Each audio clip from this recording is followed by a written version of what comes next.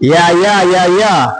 Mambo vipi mdau, kama kawa Naitwa Adnas Mikeka all the way from Adnas TV. Nipo hapa kusogezea ubashiri na utabiri wa game za leo tarehe 11 mwezi wa 5 2025.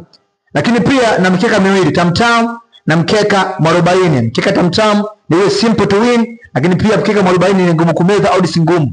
Ushaelewa? So naanza kama ifuatavyo. Game ya kwanza kwenye mkeka tamtam, Nottingham Forest dhidi ya Leicester City, home team win. Mechi ya pili Newcastle dhidi ya Chelsea, weka GG. Mechi ya tatu Tottenham dhidi ya Crystal Palace, 2.5 over. Mechi ya nne ni Frankfurt dhidi ya St. Paul, 1.5 over. Mechi ya tano ni Bayer Leverkusen dhidi ya Dortmund, 2.5 over. Mechi ya sita ni Stuttgart dhidi ya Augsburg, mechi 2.5 over. Mechi ya saba Napoli dhidi ya Genoa, home team win. Mechi ya 8 ni FC 20 dhidi ya FC Utrecht, weka GG. Mechi ya 9 ni PSV dhidi ya Feyenoord, 2.5 over. Mechi ya 10 ni Al Ittihad dhidi ya Al Qadisiyah, weka 1.5 over. Lakini pia tunaanza kwenye mkeka wa 40, mkeka mgumu na kama ifuatavyo. Zipo game 5.